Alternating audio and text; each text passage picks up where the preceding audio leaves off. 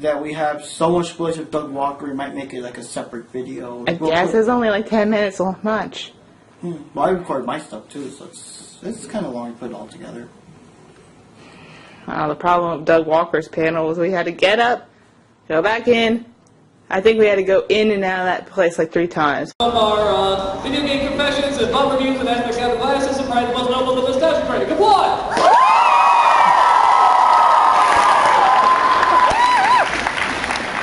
You may notice I am not up on the stage right now. I am down to your level. What this is a panel called Movies Everybody Disagrees With You On. And the reason I'm not up there right now is because this is very much not about me, it's about you guys. This is about films that you love and everybody hates, or films that you hate and everybody loves. And the big thing about film, much like comedy, for those who showed this comedy panel last night, is that it is all subjective. There is no book that says A plus B equals good film, or D plus C equals bad film, whatever. It's all subjective. What I love, you could hate. What you love, I could hate. It's just going to be that way. Now, I know the irony that I play a character called the Nostalgia Critic that constantly says, "You are wrong!" every single time that happens. But the fact is that you take out a coin, you flip it, and it lands on heads, and you say, "Oh, that's heads." And somebody says, "No, that is tails, you are wrong, I will prove you wrong!" It doesn't work that way. Well, my opinion is that that's tails. It's not. It is factually heads. Film isn't the same way. Art isn't the same way. There's so many people out there, so many art critics, and all these people that go out there and they say, "Oh, well, you should like this. This is low art, and you shouldn't like it at all." You know, to hell with that. If you like something, if it makes you have an emotional reaction to it, if it reminds you of something that you think is wonderful and beautiful, let it still feel that way. And that's what we're here to talk about. Because the biggest thing that I think is so wonderful about art and movies and storytelling and all that stuff is that it can make you not only realize something about yourself that maybe you never thought about, but make you realize something about the person next to you, about your friend, about your neighbor, about a total stranger. And that's why films are so great. But there's sort of this idea that has always existed, will always exist, that, well, if you don't like what I like, you must not be my friend. You're not interested. You're not up to my stature. And that's just not true. What you can do is that when you talk about film, when you talk about things that really mean a lot to you, or you hate, or whatever, you learn something about that other person. And by sharing your opinion, not forcing, but sharing your opinion, you can also have your person find out something that maybe they didn't know about you either. And that is so great. With that said, I always start off this panel with a movie that... First of all, I really hate this new trend of, oh, we have the one different girl in the dystopian society and she's going to save everything. I hate it. I don't know why. Then you have the actual characters. Katniss is completely unlikable. She's bland. There's nothing I enjoy about her. I can't relate to her in any way. I read the book before I watched the movie. Same thing. It's just bland to me.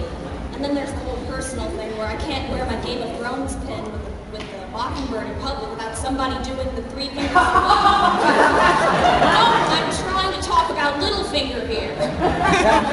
Nice. You know, as someone who, I can say, like, I saw and know nothing about the books. I hear they're very similar to the movies.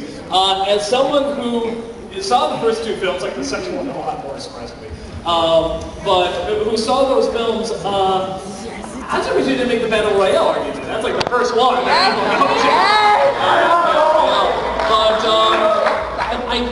But one argument I will make in terms of the blandness of Katniss, because I know where you're coming from.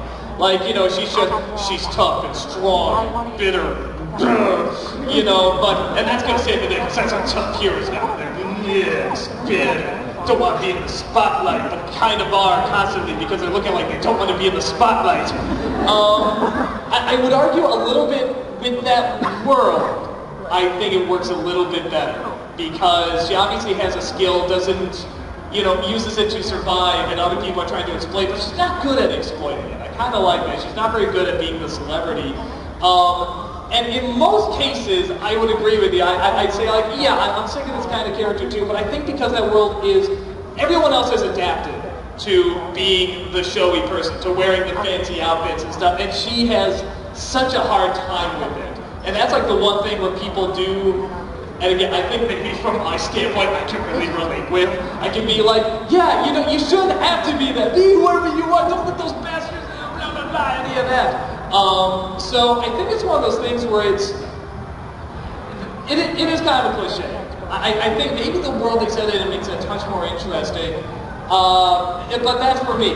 If you can see that character, you can say, I've seen this a million times, it's not different, it's done, the special girl is going to win the day, and, you know, she does, spoilers.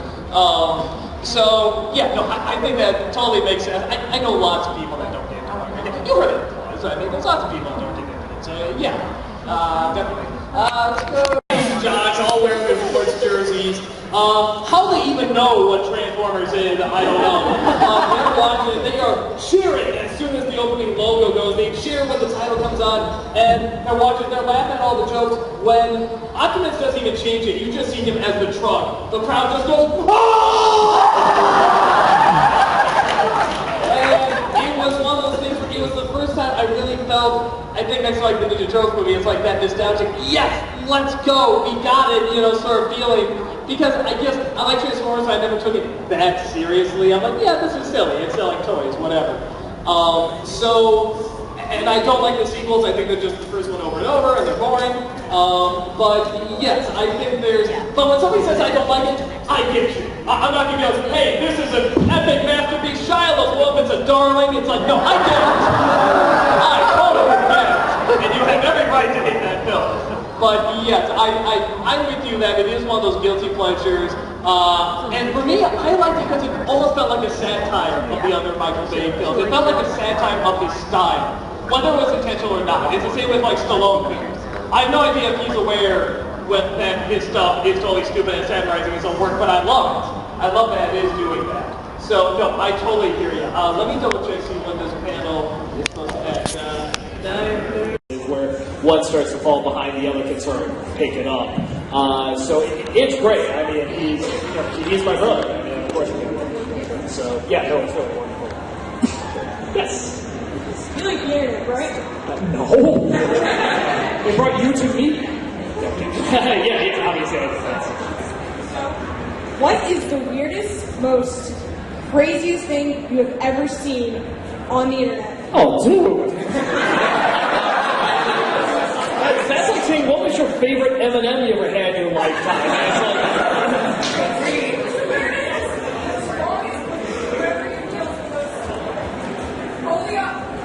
It's like saying this only happened on the internet. There's something where I say this can only happen on the internet. I guess the one, I don't know if it's the strangest, but certainly the one I love coming back to and makes me laugh so much. I brought up another panel. It's the He-Man music video where he goes, yeah!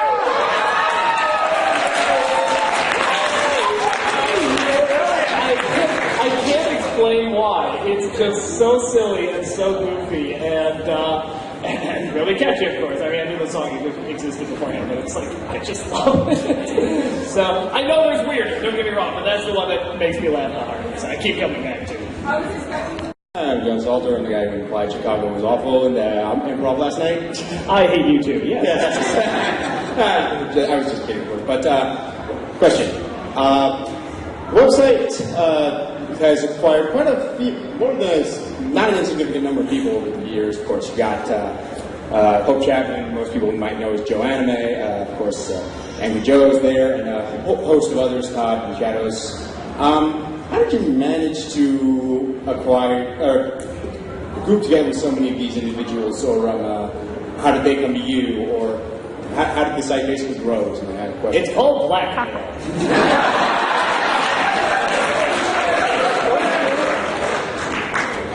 And if you want to know more about it, you better shut up or I'll reveal everything. No, it was one of those things where that was Mike Lachot's idea. He wanted to bring all these people together, and he wanted to sort of create this community of producers doing similar things. And at first, it was kind of going to the forums and finding people, and then was sort of going to YouTube and finding people, and then was also like doing contests like what we do with Lindsay, and yeah, just sort of going from there. So yeah, it's just sort of a bunch of various ways. I don't think there's any one direction that we took. We just sort of did a couple different ones. Thank you. That made up for the time I choked to death on deep dish pizza. Yeah. I actually, this is kind of these kind of two questions I might constantly relate. What are sort of your final thoughts on demo reel? Like, do you think the show was really good and just was in a no-win situation? Do you think the show could have been better, or like it just wasn't well thought out? And what do you think of Brad Jones' version of demo reel? Well, I'll answer the second one first. Brad Jones did a version of demo reel as an April Fool's joke, and I think he labeled it as like his review of like the Clown Who Cried, like the Jerry Lewis clown Nazi movie that never got released, and his review of it. And it turns out it was just like his take on demo reel, like reenacting demo reel, except he got himself and all his people to reenact it, and then Rob traveled down there to play Carl. So it's very, very fun. I thought it was great. I remember he was telling us about what he was even asking Rob about. I'm like, please do, that'd be wonderful. My take on the whole thing, I mean, obviously I'm disappointed it didn't catch on. I still don't have any real regrets about it, though. I think it was a means of learning a good lesson in terms of, what kind of connection you have with your fan base and what direction you want to go, and, certainly making smarter business moves. But, no, I look back at those episodes and I'm like, I'm sure there's a couple of things I would have done differently if I had more time or look back, but I don't regret doing it. I still like the show. I like the direction it sort of ended up going. I like the comedy. I like the characters. And I'd have more regret if I never tried it. So, yeah, I think that's my overall look at it. Absolutely.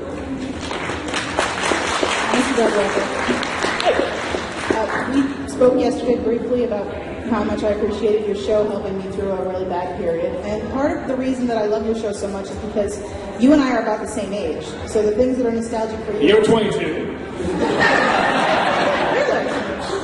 I love you. We 22-year-olds have to look out for ourselves. So the things that are nostalgic for you are also nostalgic for me, which is great because there's so many younger people running around on the internet.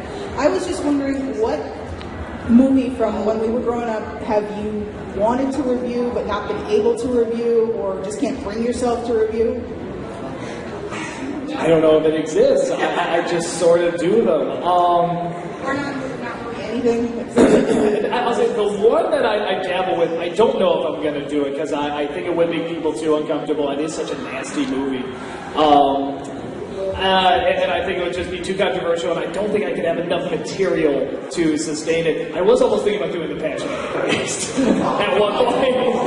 Yeah, I know, some people are like, you can't do that, and that's all the more reason I'm like, oh, maybe I can, hey, but I'm just, the more I think back to the film, I'm just like, it's just so mean, and however you want to take that definition, I'm just like, I can't see getting any laughs out of that the more I thought about it. At first I'm like, this is genius, I'll be hailed, as the great groundbreaker. I'm like, no, I think people are just going to be like, don't do that again.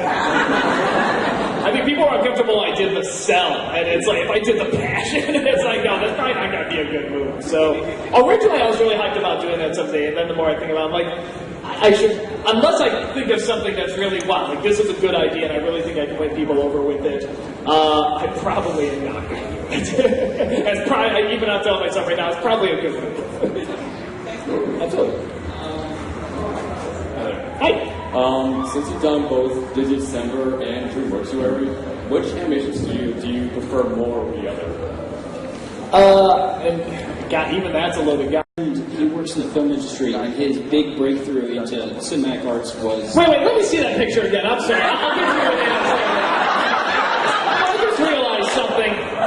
Okay, this game, there is not one rip on it, not one tear, not one speck of dust. It's like it just got pulled out. It is bull crap. I'm sorry. I knew I would not be able to listen to your question with that still going in my head. I'm like, no, wait a minute. So sorry about that. go ahead. It's okay. My comment was my friend, he was working and he graduated and got in the film industry, and unfortunately his big break into film was The Last Airbender. He did some of the sound work for it. It's gotten better. It's gotten better. He worked on the next 3 days. But I just wanted to say that, yeah, he wasn't exactly happy with the way it turned out. Imagine.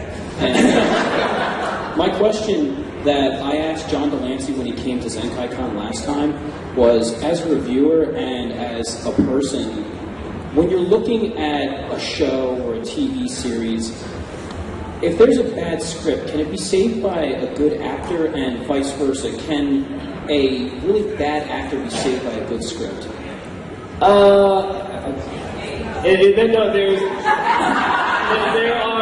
There's variations on both. I have seen wonderful actors destroyed by terrible scripts. I've seen actors who I thought were awful save terrible scripts, and I've seen vice versa. I've seen, just what is obviously horrible dialogue said beautifully by some really good actors. And I've seen just people, some of the greatest actors trying to work with just the worst written stuff, and they can't save it.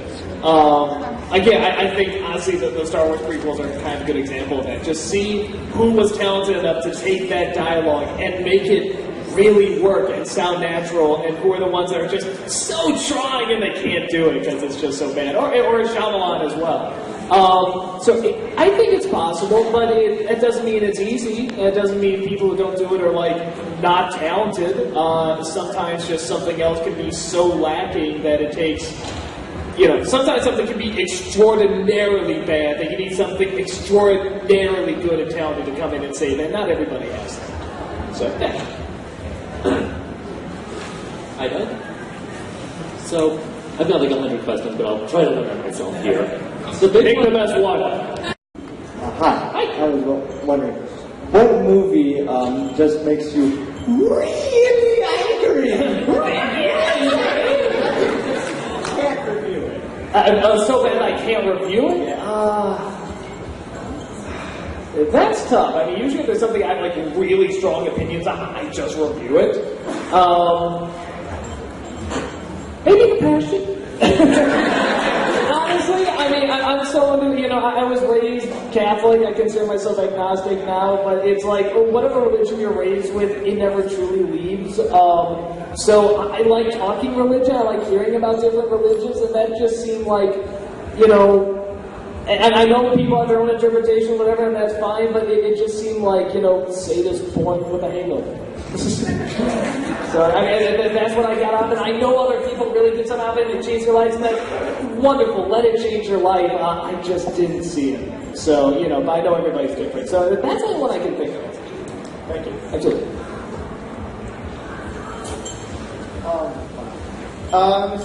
Okay. Yeah, I know. It's weird. Well, I want to say, first of all, man, I really like your shows, I like your reviews. I like how you're well-versed and educated in the film industry, how the show's supposed to work, how the story, characters, all that. How good it fools you. You're more than just random guy yelling and swearing for the hell of yelling and swearing. You have valid reasons, valid educated opinions and thoughts on why this is so sucks. And you can defend it by saying, well, it's just my opinion, remember that, all that good stuff. And, it's awesome having you here. You're the kind of, I see you on the internet and Google or whatever, actually see you face to face, whoa, right? So, anyways, my question is, I don't know if you've heard of it or not due to the horrible lack of advertising, but have you heard of the newest Ninja Turtle movie coming soon, and what are your general... Lack of advertising? Have you gone to the internet? Everybody has an opinion on that, few seconds of a trailer.